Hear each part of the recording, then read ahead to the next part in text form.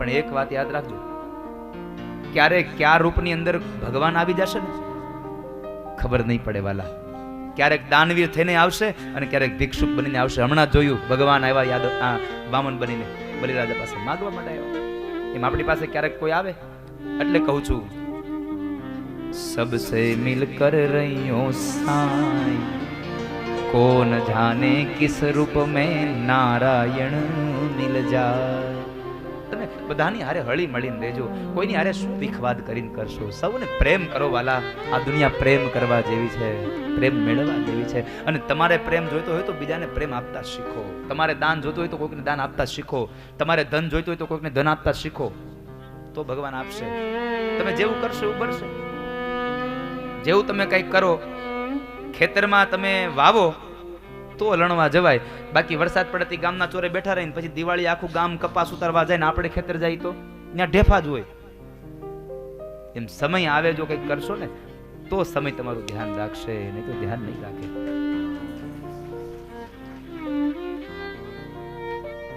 કોઈને ખાલી હાથ ઘરેથી પાછો ન કાઢો, જેવી તમારી યથાશક્તિ. એક શહેરમાં એક શેઠ બેઠા હતા. એક ભિક્ષુક બરાબર આવ્યા, આવીને કે છે, શેઠ બાપા કઈક આપો ને. ચાલો જા ભાઈ, અત્યારે કોઈ નથી. થોડી વાર બેઠો, શેઠ બાપા કઈક આપો ને. અબજો પતિઓ, તને કીધું ને એક વાર વયો જા, અત્યારે કોઈ નથી. બોલો ત્રીજી વાર આવ્યો, શેઠ બાપા કઈક આપો ને. શેઠે શું કહ્યું ખબર? એલા તને કેટલી વાર કેવું, ઘરમાં કોઈ માણા નથી, ઘડીક વયો જા ને, પછી આવજે. ભિખારી એટલું જ કીધું, તમે થોડીક વાર માણા થઈ જાવ ને. થોડીક ડીમ થાય લાઈટ. પેલા જે ઓલી અત્યારે એલઈડી આવી ગઈ ને, પેલી આપણી ટ્યુબલાઇટ આવી હતી ને, 4-5 ઝટકા મારે ને પછી ઉપડે.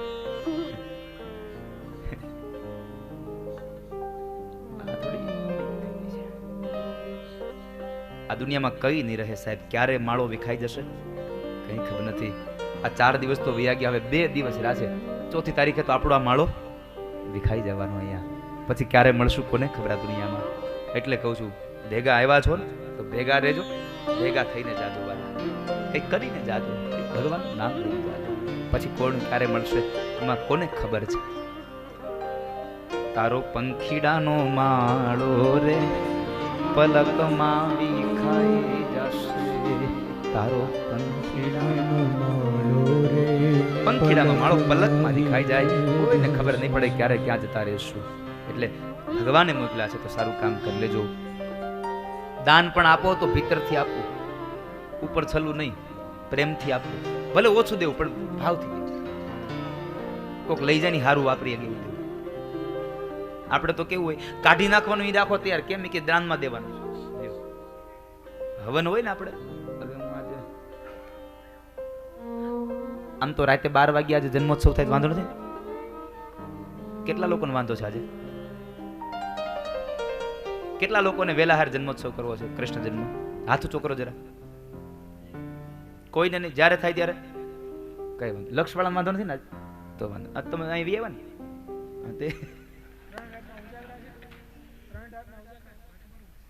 કેટલી રાતના આજમ તો એકાદી છે. આજનો ઉજાગરો નો કહેવાય, જાગરણ કહેવાય.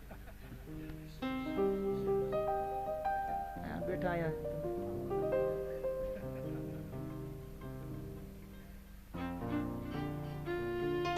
જેમ બને એમ વેલા હારે આપણે કરશું, જેમ બને. હું મારથી બનતી મહેનત કરે.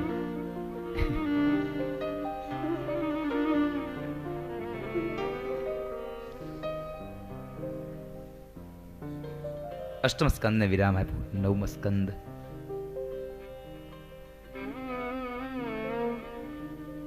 નવમા સ્કંદની આ કથામાં ઈશાનું કથા, અને એ મનુ મહારાજના એક દીકરા, એનું નામ છે શરિયાતી.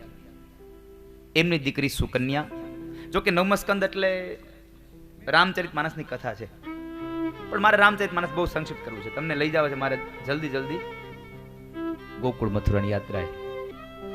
આજનું રામચરિતમાનસ છે ને એ હું હાવ સંક્ષિપ્ત કહીશ, અને સ્વામી એના આશીર્વચન આપીને એમાં કહીશું તમે રામાયણની થોડીક વાતો કરી દેજો. હા, એટલે મારું કામ હળવું અને સ્વામીની ટોપિક ગોતવો નહીં.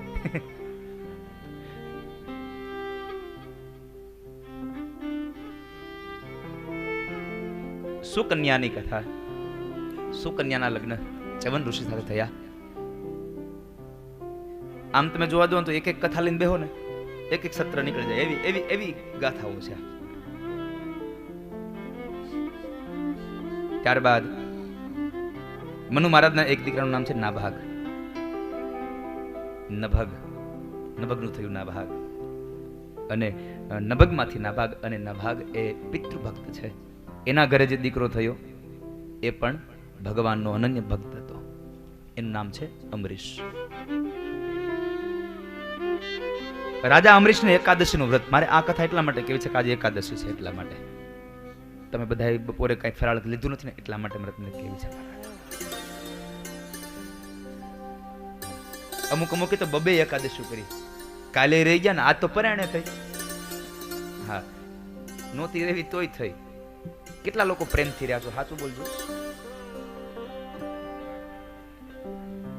ભાવથી રહ્યા છો ને તો વાંધો નહીં. ન કરી કે દાદાએ કીધું છે કાલ તો ફરાળ જ આવવાનું છે, પછી હાલો ને રહી નાખી. બીજું હું હેમુભાઈ તમે રહ્યા છે?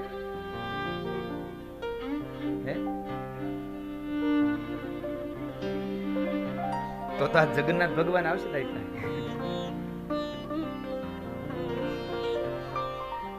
ધન્ય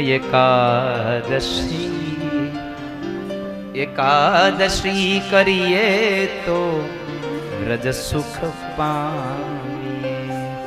ધન્ય એકાદશી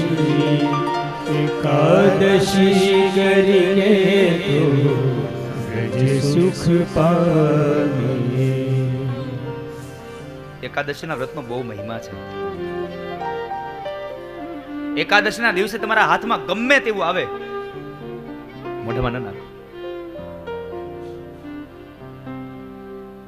મેં એવું સાંભળ્યું છે કે પ્રસાદને અન્ન ન કહેવાય. પ્રસાદને અન્ન ન કહેવાય આવું મેં સાંભળ્યું છે. પણ એક કથા બહુ સુંદર મળી છે.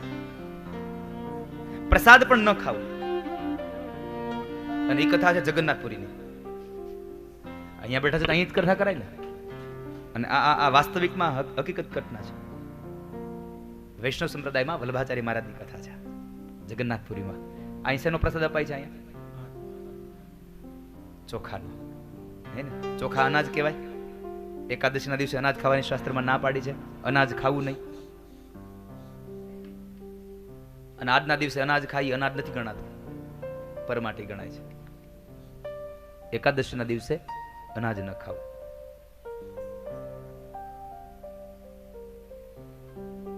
વલ્લભાચાર્ય પ્રભુ અહીંયા જગન્નાથપુરીમાં આવ્યા. એકાદશીનો દિવસ હતો. ભગવાન વલ્લભાચાર્ય મહારાજના હાથમાં પ્રસાદ આવ્યો. હવે એકાદશીનો દિવસ ચોખાનો પ્રસાદ કેમ ખાવો? શું કર્યું એને? શું કર્યું છે તમે વિચાર કરો. વાહ પ્રભુ, તમારો પ્રસાદ, હું કેટલો પાવન બન્યો.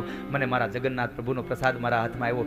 આખી રાત પ્રસાદના વખાણ કર્યા અને એકાદશીનો ભાગ સંપન્ન થયો. દ્વાદશના દિવસે પ્રસાદ ખાધો. આ 11નો મહિમા છે સાહેબ. 11નો મહિમા છે. એટલે કહ્યું ધન્ય એકાદશી કરીએ તો વ્રજ સુખ પામીએ. ધન્ય એકાદશી કરીએ તો વ્રજ સુખ પામીએ. મારે એકાદશીના વ્રત કરવા છે. મારે એકાદશીના વ્રત કરવા છે. મારે ધ્યાન હરિના ધરવા છે. મારે ધ્યાન હરિના ધરવા છે. મારે વ્રજમાં જઈને વસવું છે. મારે વ્રજમાં જઈને વસવું છે. તમને જો અહીંયા એવું ન લાગ્યું? એક શબ્દમાં ભેદ ન લાગ્યો? નકર કેવું જોઈએ ને મારે વૈકુંઠમાં જઈને રહેવું છે, ન કીધું મારે વ્રજમાં જઈને રહેવું છે.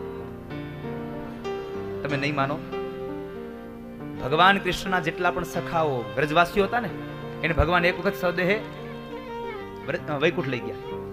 હાલો હું તમને વૈકુંઠમાં લઈ જાઉં. વૈકુંઠમાં લઈ ગયા ને તો ભગવાનના એ તમામ વ્રજવાસીઓ શું કીધું ખબર છે? આમને ક્યાં લાવ્યા, અમને અહીંયા ન ફાવે. એને વૈકુંઠ ન ફાવ્યું, એ મને અમને વ્રજમાં રહેવા દે. શું કામ? એને આપણા ભારતીયોને અમેરિકા જવું ગમે ખરું, પણ પલાઠી વાળી નીચે બેહીને જમવામાં જે મજા આવે એ ઓલી ચમચીથી આવે ને. બધું એનો રીત રિવાજ ફરી જાય, બોલી ફરી જાય. આપણે કાંઈ સમજીને એ બધા ન કરાવે, બીજું જ બોલ્યા કરે. આપણે સમજીએ નહીં કઈ, આપણને ન ફાવે.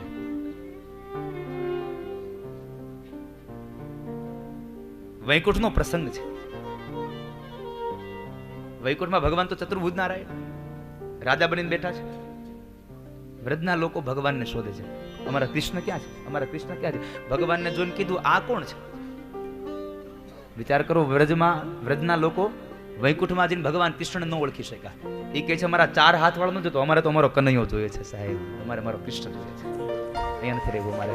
અને એ વ્રજવાળાને ત્યાં વૈકુંઠમાં ન ગમ્યું એટલે કેવું પડ્યું, હે મારું વન રાવણ છે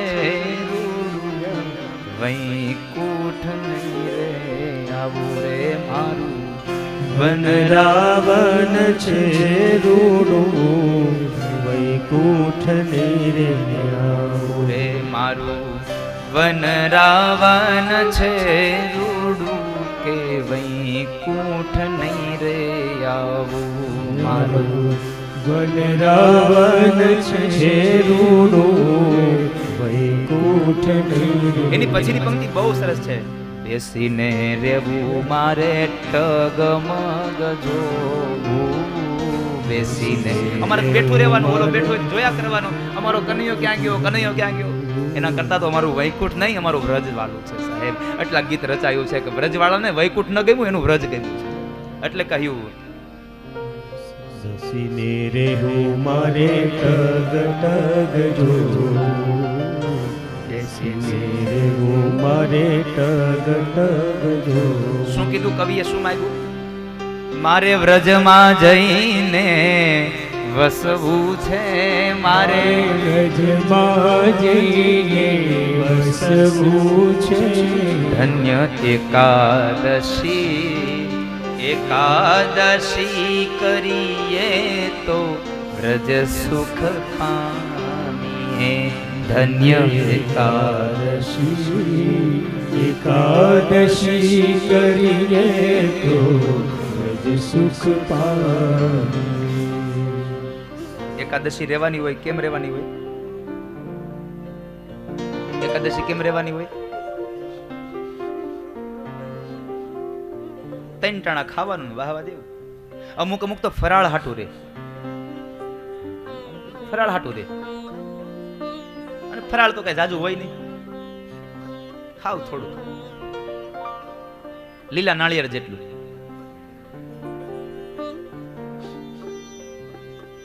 ખાવ થોડું. થોડીક સૂકી ભાજી હોય 250 ગ્રામ, 100 ગ્રામ જેટલો ઓલો થોડોક ચેવડો હોય, 4-5 રાજગરાની પૂરી હોય, થોડીક ખીચડી હોય. આ બધું તીખું ભાવે ને થોડોક શીરો બનાવવો પડે, થોડોક શીરો બનાવે.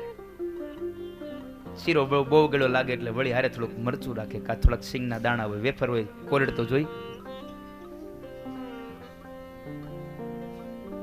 એકાદ વાટકો દહીં નો હોય, છેલ્લે 1 ગ્લાસ દૂધ હોય, અને હાવ ફ્રૂટ વગર તો કઈ ખવાય નહીં, એટલે અડધું સફરજન ને 2 કેળા હોય. થોડુંક અમથું ફરાળ કરે અને પછી કહે કે આજ મારી એકાદશી છે, મારી એકાદશી છે. આખા શ્રાવણ મહિનાના ઉપવાસ કરે પછી હું કે ખબર, ગામને ફરતા આખા મહિનાના 1 ટાણા કર્યા ને વજન ઘટી ગયો. હા લે સમયના એકટાણા કરે તો વજન ઘટી જાય ને, પણ એને ખબર ન હોય તારો નહીં, વેફરની ડબ્બાનો વજન ઘટી ગયો, પણ વેફરના ડબ્બાનો હરે ફરે ને તળે, હરે ફરે ને તળે. સવાર પડ્યું ને ખાધા સિંગદાણા, સવાર પડ્યું ને ખાધા સિંગદાણા, એ બપોર પડ્યું ને લીધા સાબુદાણા, મારે શ્રાવણ મહિનાના એક ટાણા. બપોર પડ્યું ને લીધા સાબુદાણા, મારે શ્રાવણ મહિનાના એક ટાણા.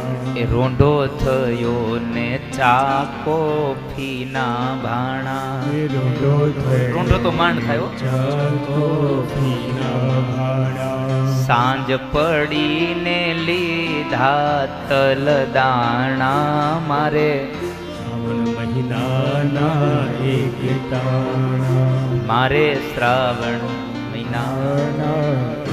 આવા એકટાણા કરે એનો વજન 100% ઘટે, 100% ઘટે.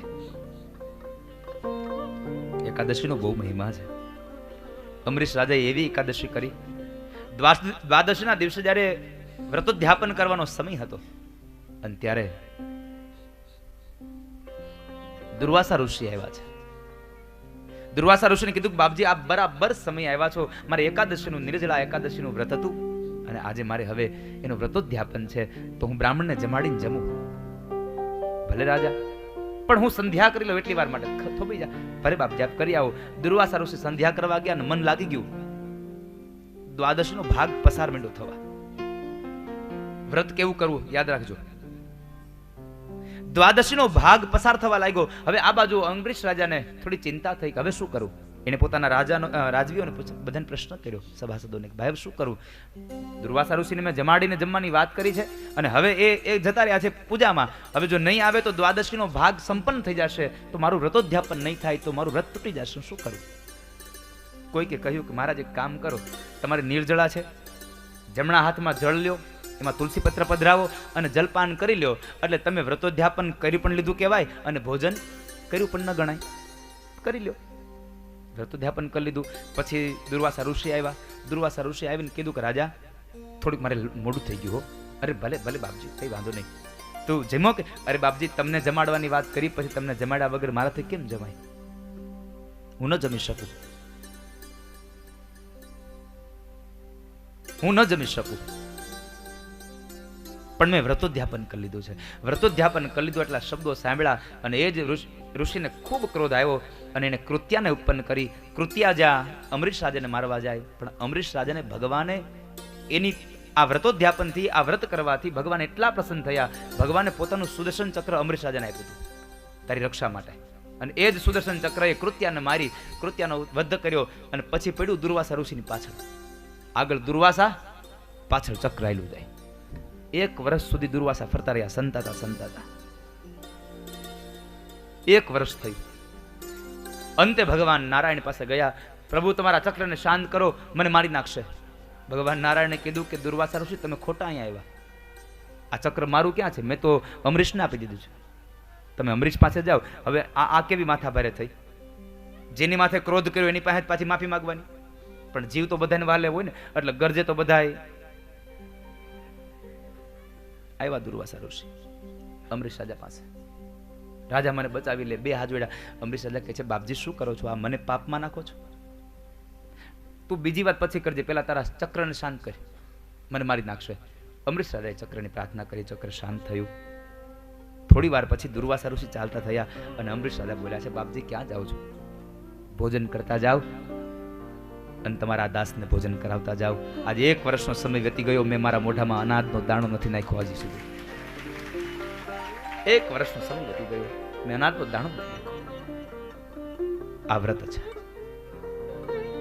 અને આપણે તો એકાદશી રહ્યા હોય, જો સારું કઈક ઘરે કોઈક લઈ આવ્યું, આવતી રહેવું. હવે આજ નથી, એકાદશી કરજો. અને એકાદશી કરશો તો જ શું થશે, વ્રજ સુખ પામશો. એ કથા બતાવી. ત્યારબાદ સગર ચરિત્રની કથામાં ગંગા અવતરણની કથા 60,000 સગર પુત્રોના ઉદ્ધાર માટે ભગીરથ દ્વારા માં ગંગાનું અવતરણ થયું અને એ પાપમાંથી મનન તમને મુક્ત કરનારી ગંગા, પાપીને પણ મુક્ત કરનારી, પાપીને પણ પાવન કરનારી, પતિત કરનારી ગંગા, પતિત પાવની ગંગા. એટલે કહેવું ગમે, ચલો રે મન ગંગા યમુના તીર, ચલો રે ગંગા યમુના તીર. ગંગાના કિનારે જાય તો માણસ પતિત પાવન બની જાય છે, પાવન પવિત્ર બને છે. કારણ કે ગંગાનો એક હેતુ છે, મારે દુનિયાને પવિત્ર કરવું છે પોતે. અને છતાં પણ યાદ રાખજો, બીજાને પવિત્ર કરીને પણ પોતે અપવિત્ર નથી થઈ. ગંગા મેલી હોઈ જ ન શકે. એ તો આપણે કહે છે કે રામ કરી ગંગા મેલી હો ગઈ, ગંગા મેલી જ ન હોય શકે. ગંગા તો સદૈવ પવિત્ર છે. ચલો રે મન ગંગા યમુના તીર, ચલો રે મન ગંગા યમુના તીર. ગંગા યમુના નિર્મલ સંગમ, ગંગા યમુના નિર્મલ સંગમ, ગંગા યમુના નિર્મલ સંગમ, ગંગા યમુના નિર્મલ સંગમ. શુદ્ધ હોવે શરીર, ચલો રે મન ગંગા યમુના તીર, ચલો રે મન ગંગા યમુના તીર. અને એ ગંગામાં માણસના પાપ ધોવાઈ જાય છે. પતિત પાવની ગંગામાં 60,000 સગર પુત્રોના ઉદ્ધાર માટે ગંગાનું અવતરણ થયું. એમ કહેવાય છે કે કણ કટકો હાડકો જો ગંગા તટ જાય, માનવ કુળમાં કોઈ દી ભૂત સર્જે નહીં ભાગીરથી. જો નાનો એવો ટુકડો પણ અસ્થિનો એમાં પધરાવવામાં આવે તો એના કુળમાં કોઈ દી ભૂત ન થાય. આવી પતિત પાવનીમાં ગંગા. અને ઈ ગંગાના કિનારે ભાદરવા મહિનામાં પિતૃ મોક્ષમાં, પિતૃ માસમાં ભાગવત કથા છે. તમને બધાને કહું છું, ન્યાય આવજો.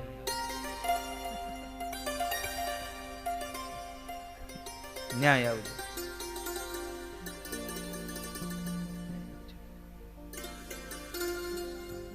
લગભગ અહીં બહાર બેઠા છે આ લોકો નામ નોંધવા. જેને હરિદ્વાર આવવું હોય નામ નોંધાઈ દેજો ભાઈ. ભાદરવા મહિનામાં. ત્યારબાદ એ જ વંશમાં આગળ જતા સૌદાસ થયા. સૌદાસને ત્યાં ખટવાંગ થયા. ખટવાંગ નામના રાજાએ 2 ઘડીમાં મુક્તિ મળી હતી, 48 મિનિટમાં. 1 ઘડી એટલે 24 મિનિટ. એટલે કહ્યું છે 1 ઘડી આધી મેં પુનિયાદ.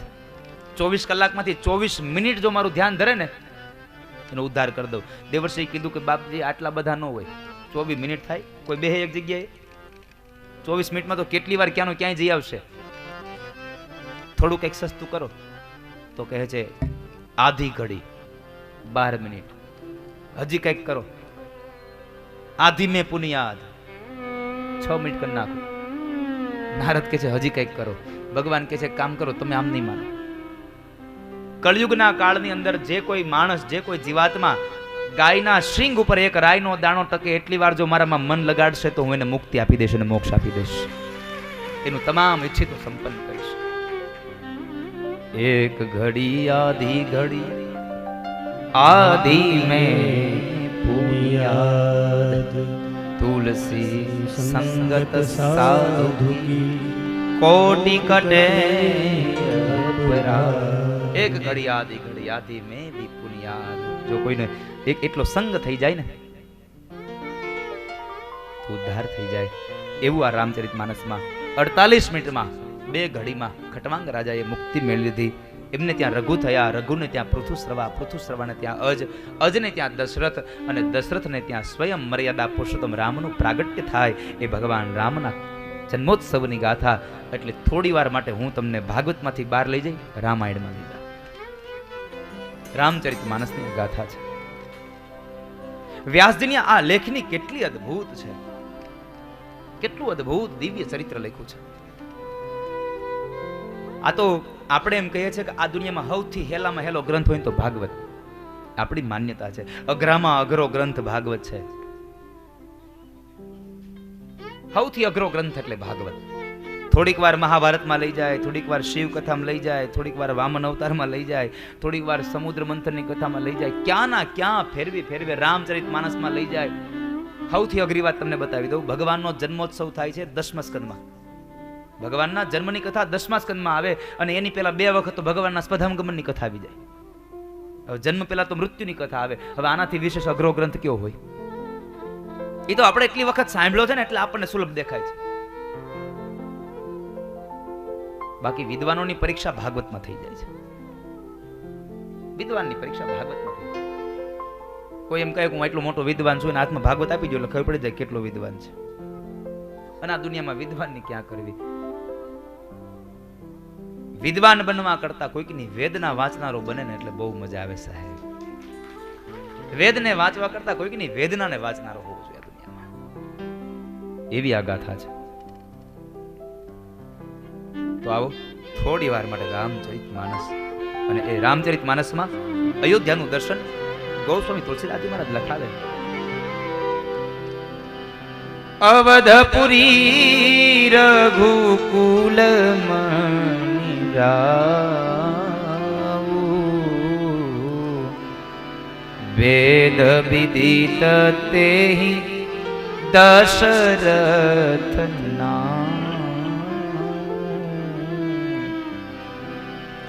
ધર્મ ધુરંધર ગુણ જ્ઞાની, હૃદય ભગતિ મતિ સારંગ પાની. અવધપુરી રઘુકુલ મણિ રાઉ, વેદ વિદિત તેહિ દશરથ. અયોધ્યાના રાજા દશરથ, જેની મતિમાં સારંગ પાણી ભર્યું છે, હૃદયમાં પ્રેમ ભક્તિ ભરી છે. હૃદય ભગતિ મતિ સારંગ પાણી, હૃદય ભગતિ મતિ સારંગ પાણી. જેના હૃદયમાં ભક્તિ અને સારંગ પાણી ભર્યું છે, એવા અયોધ્યાના રાજા દશરથ 3 રાણીઓ છે, કૌશલ્યા, કૈકેયી અને સુમિત્રાજી. કૌશલ્યાદિ નારી પ્રિય સબ આચરણ પુનીત, પતિ અનુકૂલ પ્રેમ દ્રઢ હરિપદ કમલ પીત. કૌશલ્યા, કૈકેયી અને સુમિત્રા 3 રાણીઓ છે. કૌશલ્યા છે એ ધર્મપત્ની, કૈકેયી અને સુમિત્રા છે ભોગપત્ની છે.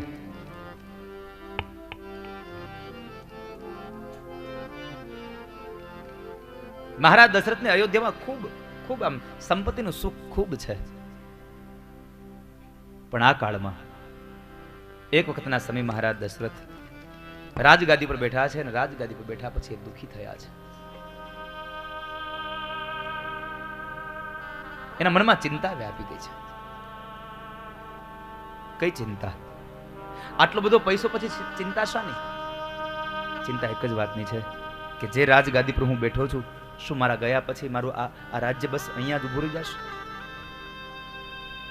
મારે ત્યાં આગળ વંશ નહીં ચાલે? મારે ત્યાં દીકરાઓ નહીં થાય?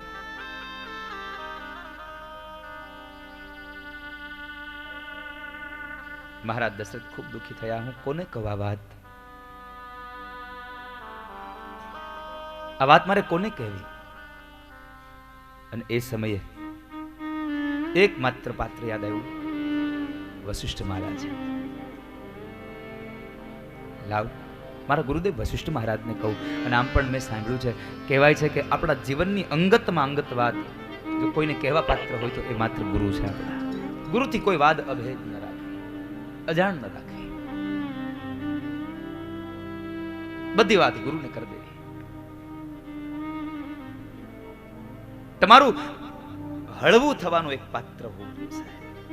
જિંદગીમાં ક્યારે તમે આમ ભારે બની જાઓ ને કોઈ વાત લે તો તમે હળવા થઈ શકો, એના માટેનું એક પાત્ર જિંદગીમાં હોવું જોઈએ. જિંદગીમાં 100 વખત હળવા થાજો.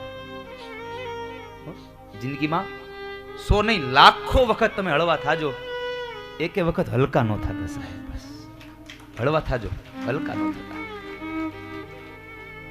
હળવું થવું એનો વાંધો નથી, હલકું થવું એનો વાંધો છે. જિંદગીમાં હળવું થવું, હળવું થવા માટે એક પાત્ર જોઈએ. કોના પાસે જવું? વશિષ્ઠ મહારાજ યાદ આવ્યા અને આંખોના ખૂણા ભીના થયા છે.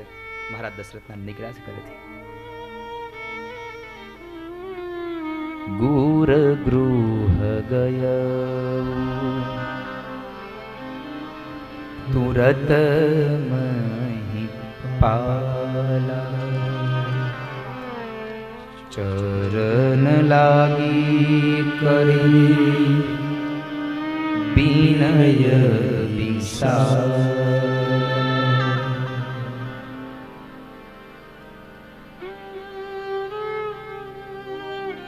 ગુરુદેવ, આપની આજ્ઞાથી બધું જ સુખ છે મને, પણ એક વાતની ખોટ છે મારે ત્યાં. એક વાતનો મને ડર, એક વાતનો દુઃખ છે કે શું મારા ગયા પછી મારી અયોધ્યાનું રાજ્ય અને અયોધ્યાની ગાદી અહીંયા જ ઉભું રહી જશે? મારે ત્યાં દીકરાઓ નહીં થાય? મારો વારસદાર નહીં આવે? અયોધ્યાનો રાજા નહીં આવે હવે કોઈ? આપ કૃપા કરો, શેર માટીની ખોટ છે મારે ત્યાં. મહારાજ દશરથના શબ્દો સાંભળી અને વશિષ્ઠ મહારાજ બોલ્યા છે, ધર હું ધીર હોય સૂતચારી, ત્રિભુવન વિદિત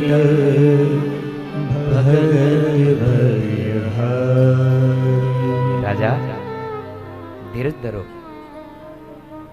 અધીરા ન બનો તમે. તમારે ત્યાં દીકરા થશે, એક નહીં 4 દીકરા થશે. હોઈ સુતચારી, તમારે ત્યાં 4 દીકરા થશે અને એ પણ સામાન્ય નહીં હોય. ત્રિભુવન વિદિત ભગત, ત્રણેય ભુવનમાં તમારા કુળની કીર્તિને વધારે એવા હશે અને ભક્તોના ભયને દૂર કરનારા દીકરાઓ તમારે ત્યાં આવશે. ભગત ભયહારી, ભક્તોના ભયને હરી નાખે એવા દીકરાઓ તમારે ત્યાં આવશે. પણ તમે નિરાશ રાખો, ધીરજ ધરો. ધર હું ધીર હોય સુતચારી. રાજા, એના માટે તમારે એક કામ કરવું પડશે. બાપજી, આપ જે કહો તે કરવા તૈયાર છો. જો મારી અયોધ્યાની રાજગાદીનો વારસદાર આવતો હોય તો તમે કહો તે કરવા તૈયાર છો. તમે કહો તો દાન આપી દઉં, તમે કહો તો યજ્ઞ કરાવું, તમે કહો તે કરો. સાંભળ રાજા, શૃંગી ઋષિ વશિષ્ઠ બોલાવા, પુત્ર કામ સુવ જય રાજા,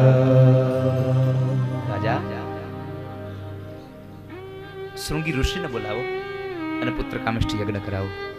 અને પુત્ર કામેષ્ઠી યજ્ઞ કરાવશો તો ભગવત કૃપાથી તમારા ઘરે ભગવાન, તમારા ઘરે દીકરો આવશે, પારણ બંધાશે. તો પુત્ર કામેષ્ઠી યજ્ઞ કરાવો. બાપજી, આપ જેમ કહો તેમ. એ જ સમયે શૃંગી ઋષિને બોલાવ્યા. પુત્ર કામેષ્ઠી યજ્ઞ કરાવવામાં મુહૂર્ત નીકાળ્યું અને તૈયારી કરીને કહેવાય છે કે ભાવ સહિત મુનિ આહુતિ દીન હે, પ્રગટે અગિની ચરુ કર લીન હે. પ્રગટે અગિની, ભગવાન સ્વયં યજ્ઞમાંથી યજ્ઞનારાયણ પ્રગટ થયા. જ્યારે યજ્ઞનું બીડું હોમાય છે, અંતિમ સમય આવ્યો, ત્યારે સ્વયં ભગવાન યજ્ઞનારાયણ પ્રગટ થયા. અને એ જ યજ્ઞનારાયણ ભગવાને એક પ્રસાદનો ચરુ પાત્ર મહારાજ વશિષ્ઠના હાથમાં આપ્યો. વશિષ્ઠ મહારાજે દશરથને આપ્યો અને દશરથ મહારાજે પોતાની પત્નીના હાથમાં આપ્યો. અને ત્રણેય રાણીઓ જ્યાં ભગવાનની એ પ્રસાદને એક એક કવનને ઉદરમાં પધરાવ્યો, મંગળ વર્તાવા લાગ્યા છે. શરીરમાં નવી ચેતનાઓ જાગૃત થવા લાગી. ગર્ભની અંદર જ્યારે ભગવાન પધાર્યા છે તો આનંદ મંગળ વર્તાવા લાગ્યા. એહી વિધિ ગર્ભ સહિત સબ નારી ભઈ હૃદય હર્ષિત સુખ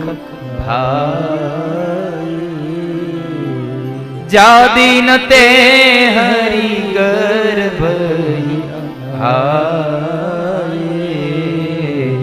સકલ લોક સુખ સંપત્તિ આખી દુનિયામાં જાણે માના ઉદરની અંદર ભગવાનનો પ્રાદુર્ભાવ થયો અને એ જ સમયે દુનિયામાં મંગળ વર્તાવા લાગ્યા. સરયુ જળ બે કાંઠે વહેવા લાગી છે. ધીમે ધીમે સમય વ્યતીત થવા લાગ્યો છે. શિયાળો ગયો, ઉનાળો આવ્યો. ઉનાળામાં ફાગણ માસ સંપન્ન થયો. ચૈત્ર માસની તૈયારી થઈ.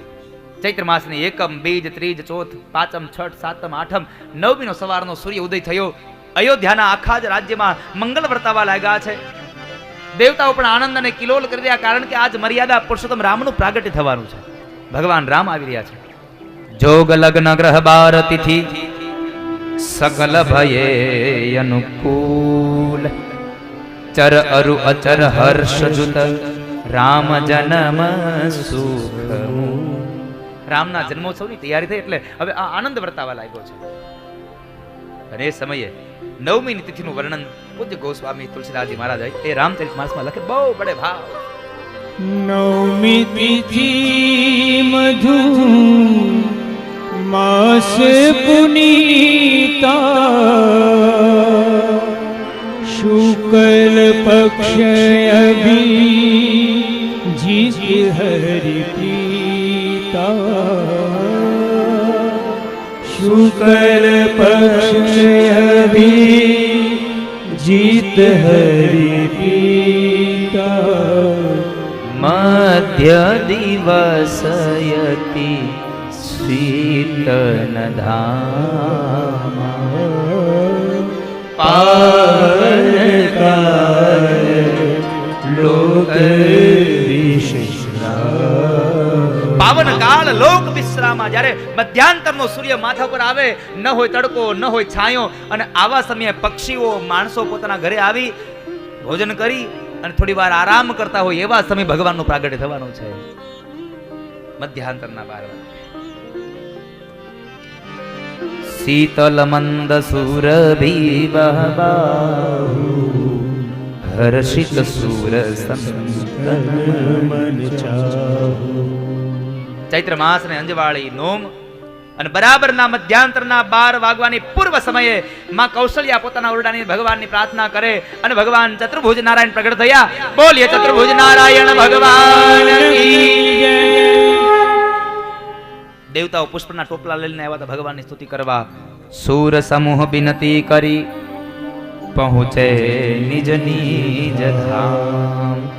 જગ નિવાસ પ્રભુ પ્રગટે અખિલ લોક વિશ્રામ. અખિલ લોક વિશ્રામ. જ્યારે આ લોક આ દુનિયા વિશ્રામ કરે છે ત્યારે ભગવાન પધારવાના છે. એ સમય બરાબર માતા કૌશલ્યા ભગવાનની પ્રાર્થના કરે છે. ભય પ્રગટ કૃપાલા દીન દયાલા કૌશલ્યા હિતકારી.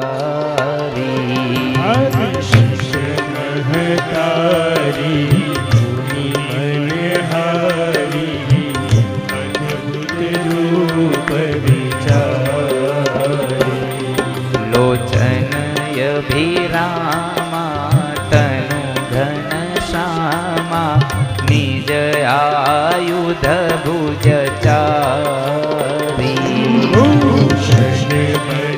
માલા વિશાલા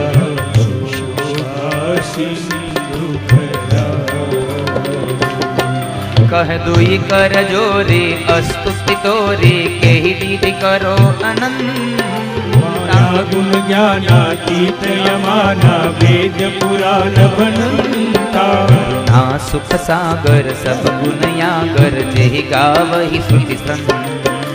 સાવહિત લાગી જન અનુરાગી ભય પ્રગટ શ્રી ભય પ્રગટ કૃપાલા દીન દયાલા કૌશલ્યા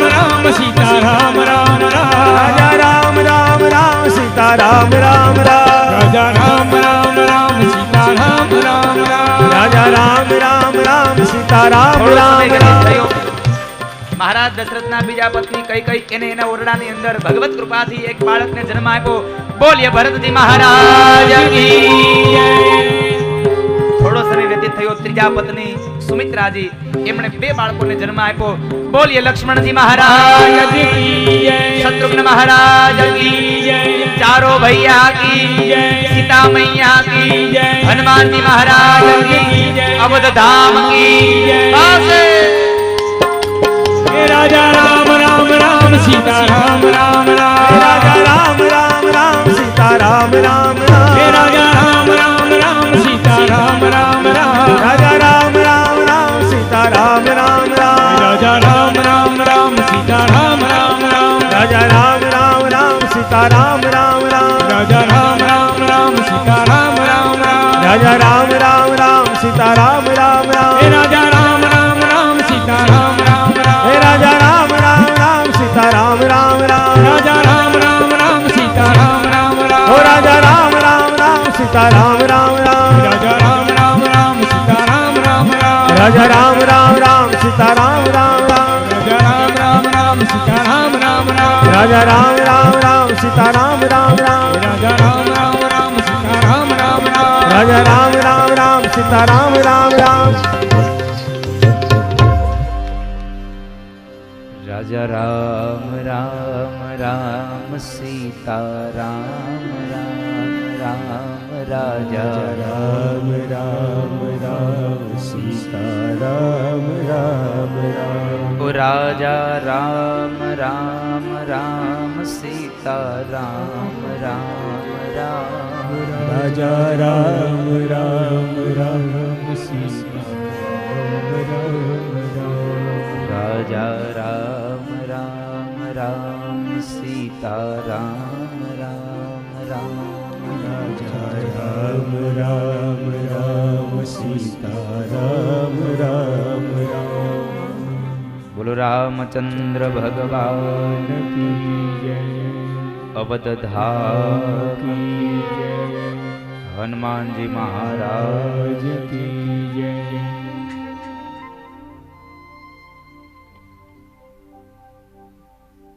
रामचरितमानस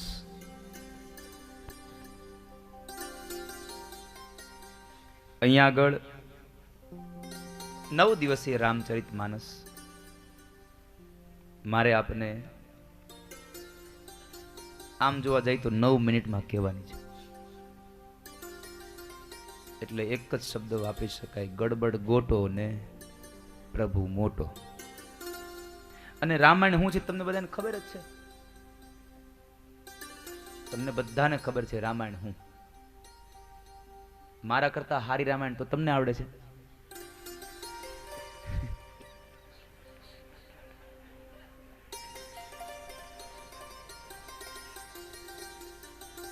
હું જે રામાયણ કરી શકું એના કરતા હારી તમે કરો. એટલે મારે રામાયણ કરવી અને તમે જે રામાયણ સમજો છો એ તો મારે ક્યારે નથી કરવી.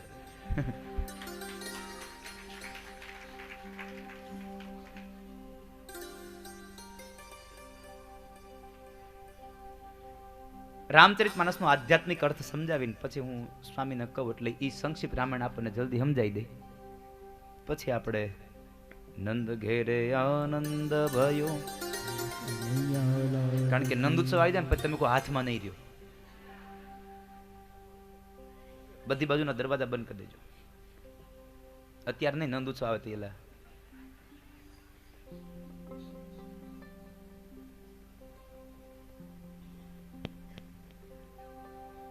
અયોધ્યાનો અર્થ છે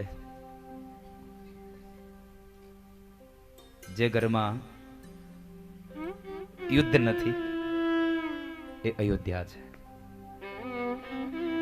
જે ઘરમાં યુદ્ધ નથી એ અયોધ્યા છે. યોદ્ધા નહીં હો, યુદ્ધ નથી એનું નામ અયોધ્યા. તમારા ઘરને પેલા અયોધ્યા બનાવવાનું શરૂ કરો, ભગવાન રામને બોલાવવા નહીં પડે, આપોઆપ આવી જશે વાલા. તમારા ઘરને અયોધ્યા બનાવો.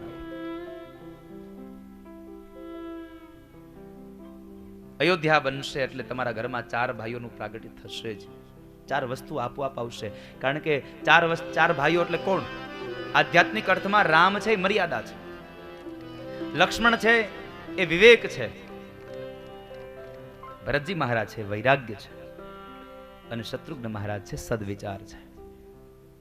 તમારું ઘર અયોધ્યા બને એટલે ચાર વસ્તુ આવે જ: મર્યાદા આવે, વિવેક આવે, વૈરાગ્ય આવે અને સદવિચારો આવે. અને આ ચાર વસ્તુ જ્યાં હોય ત્યાં માં જાનકી હોય ને હોય. જાનકી એટલે સ્ત્રીનો ધર્મ શું છે સમજાવવાની વાત. આ ચાર વસ્તુની હારે જાનકીમાં હોય જ. જ્યાં રામ ત્યાં સીતા. રામજીનું બાલચરિત્ર બહુ સંક્ષિપ્ત કહ્યું છે.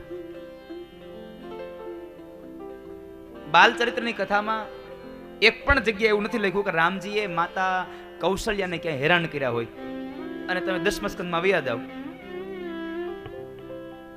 જોઈ લો ક્યાંય બાકી રાખ્યું હોય. આખો બે પરિવર્તન. એટલે રામને મર્યાદા પુરુષોત્તમ કીધા છે, ભગવાન કૃષ્ણને પૂર્ણ પુરુષોત્તમ કીધા છે. પૂર્ણ પુરુષોત્તમ છે. તો એ રામજી, એ રામચરિતમાનસ. રામચરિતમાનસ બે વ્યક્તિઓને જોડવાનું કામ કરે છે. બે વ્યક્તિને જોડે છે.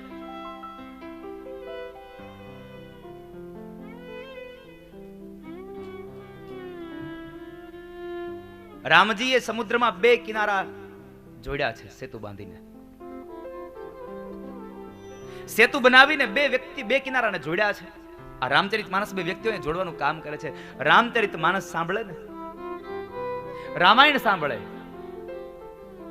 તો એના જીવનમાં કોઈ દિવસ ક્લેશ ન થાય. જો રામાયણને અનુસરે તો. ખાલી સાંભળવા ખાતર સાંભળે એની વાત નથી આ. સંપન્નપણે જે પોતાના જીવનમાં આ રામચરિતમાનસને ઉતારે છે એની વાત છે. એક એક પ્રસંગોને સમજે તો ખબર પડે ભાઈઓનો પ્રેમ શું છે, પતિ અને પત્નીની મર્યાદા શું છે, પતિ અને પત્નીનો ધર્મ શું છે, સ્ત્રીની મર્યાદા શું, સ્ત્રીનો ધર્મ શું. સ્ત્રીનો ધર્મ છે પોતાના પતિના સુખમાં સુખી અને પોતાના પતિના દુઃખમાં દુઃખી. મેં આગળના દિવસમાં કહ્યું હતું કે કૈકેયીના બે વચનો સાંભળી અને કદાચ માં જાનકી બોલ્યા હોત કે મારા ઘરવાળા નહીં જાય, ભરતને ભલે કદાચ તમારે રાજગાદી દેવી તો દઈ દો, પણ રામ વનમાં નહીં જાય, તો રામાયણનું નિર્માણ ન થયું હોત સાહેબ. પણ જાનકી મૌન રહ્યા છે. માં જાનકી મૌન રહ્યા છે. એવી આ ગાથા બાલચરિત્રમાં બહુ સંક્ષિપ્ત. ક્યાંય માને હેરાન કર્યા હોય એવી વાત નથી. બીજી વાત, ધીમે ધીમે સમય વ્યતીત થયો. ચાર ભાઈઓ આંગણામાં રમે છે. ભાઈઓનો પ્રેમ કેવો હોય પહેલી જ કથા ભાઈઓના પ્રેમની અહીંયા બતાવી. આંગણામાં જ્યારે રમતા હતા ને એ સમયે રમતમાં જીત ભગવાન રામના હાથમાં આવે હતી. ભગવાન રામ જીતે એમ હતા, પણ રામજીને વિચાર આવ્યો કે મારા ભાઈઓ રાજી થાય તો ભલે નહીં જીતી જાય. આ રામચરિતમાનસ. મારા ભાઈઓ જો ખુશ થતા હોય તો મારે જીત નથી જોઈતી. પોતાના ભાઈઓની ખુશી માટે થઈ અને પોતાના હાથમાં આવેલી જીત પોતાના ભાઈઓને આપી દીધી. રામજી અંતે એટલું જ બોલ્યા છે કે જીત મારી થાય કે મારા ભાઈની થાય છે તો અમારી જીતને અંતે. જીત અમારી થાય. જ્યાં અમારો શબ્દ હશે ત્યાં ક્લેશ નહીં થાય. આ પગાર મારો છે, આ પગાર નાના ભાઈનો છે, એટલે પછી થોડાક મહિનામાં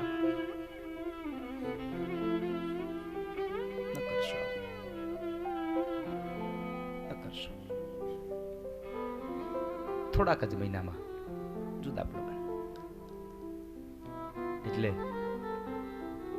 ભાઈઓનો પ્રેમ અહીંયા બતાવ્યો છે કે આ જીત મારી થાય કે મારા ભાઈની થાય, જીત અંતે થાય છે અમારી. આ શબ્દ વાપર્યો છે, અમારી જીતનો શબ્દ છે. ત્યારબાદ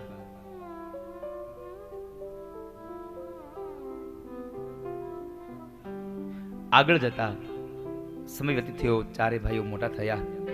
ગુરુદેવના આશ્રમમાં વિદ્યા અભ્યાસ માટે બેસાડ્યા.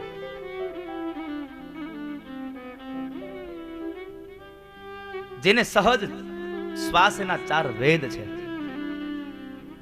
એ વિદ્યા અભ્યાસ માટે એ ભણવા બેઠા. આ કેવું કૌતુક છે. જેને સહજ વેદ છે, શ્વાસ છે, એ જ ભણવા બેઠા છે. એટલે લખ્યું છે અહીંયા, ગુરુ ગૃહ ગયવું પડન અલ્પકાલ સબ વિદ્યા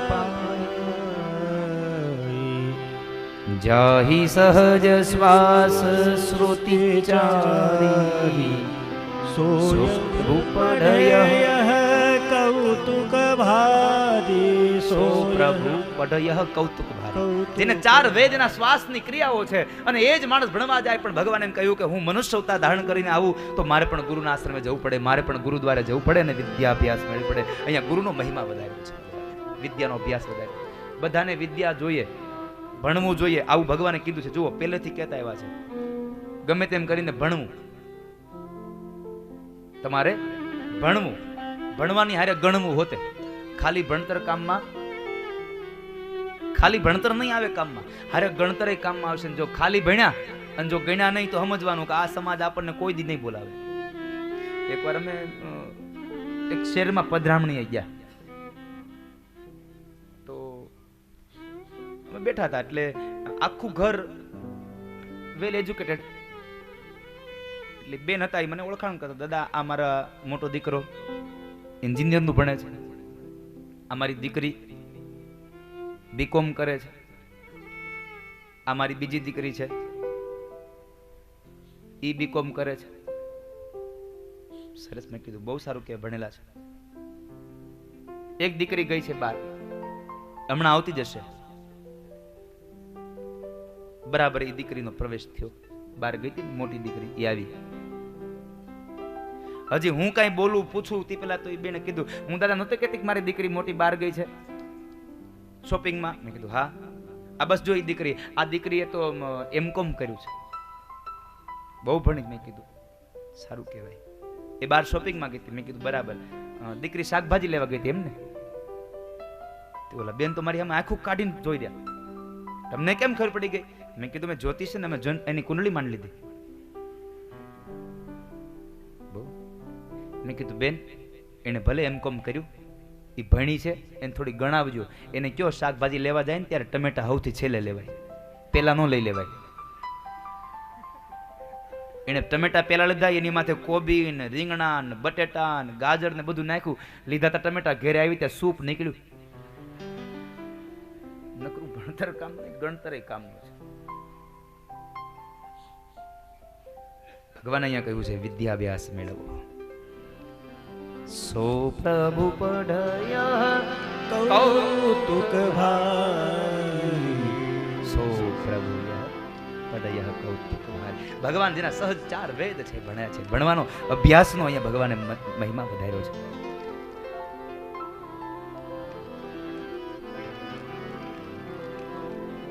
દીકરા દીકરીઓને ભણાવજો. સ્વામી અહીંયા બેઠા છે, ભણવાની વાત આવી. સરદારમાં કેટલા છોકરાઓને ત્યાં હોસ્ટેલમાં રાખી અને સ્વામી ભણાવે છે. કેટલા છોકરાઓ ભણાવે. મેં તમને નહોતું કીધું અગાઉ, મારે હું ને સ્વામી 2 વસ્તુ 2 ઉઘરાણા કરીએ. એ મંદિરને આ હોસ્ટેલ બનાવવા હાટું કરે, હું ઓલી નિશાળ હાટું ઉઘરાણું કરું. અમારે બેને ઉઘરાણ એ જ કરવાનું છે. ભગવાને અમને બેને મોકલ્યા છે કંઈક બનાવીને, તો જે કાંઈ કામ હોઈપું છે તો કરવું તો પડે. એ સ્કૂલનો વિચાર જ દેનારા કોઈ હોય તો એ નિત્યસુખ સ્વામી પોતે છે કે દાદા મારે તમારી પાસે એક સ્કૂલ બનાવડાવી છે. એ વિચાર એનો સ્વામીનો છે. એટલે એ સ્કૂલ હવે ઠાકોરજી જ્યારે ગાડું વેતું કરશે ત્યારે થશે. એવી આ કથા રામચરિત માનસની. 4 ભાઈઓ મોટા થાય, વિદ્યાભ્યાસ માટે ગયા. 16 વર્ષની ઉંમરમાં ભગવાન રામ તીર્થયાત્રા માટે નીકળી ગયા અને એમને વૈરાગ્ય લાગ્યો છે. અને એ વૈરાગ્યને દૂર કર્યો છે વશિષ્ઠ મહારાજે યોગ વશિષ્ઠ રામાયણનું જ્ઞાન આપીને. યોગ વશિષ્ઠ રામાયણનું જ્ઞાન આપીને એના વૈરાગ્યને દૂર કર્યો. ત્યારબાદ દિવ્ય ગાથાઓ વિશ્વામિત્ર મહારાજ લેવા આવે, એને એની સાથે લઈ જાય. માર્ગની અંદર પેલી તાડકા નામની હસુરીને એને ઉદ્ધાર કરે. એક હિબાન પ્રાણ હરિલીનહા દીન જાની તેહી નિજ પદ દીનહા. તમે જો ભગવાન કેટલા દયાળુ છે. પેલા મારી ભગવાનને થયું કે આને મારું શરણ આપી દો. ભગવાન બહુ દયાળુ છે. પેલી પૂતનાને ભગવાને મારી, અંતે ભગવાને મોક્ષ ગતિ આપી, ભગવાને મુક્તિ આપી છે. ભગવાન બહુ દયાળુ છે. એટલે મેં કહ્યું હતું કે આપણે ગમે તેટલા પાપ કરીએ, બધું કરીએ, ભગવાન બધું ભૂલી જાય છે. અંતે આપણી પર કૃપા વરસાવવાના છે.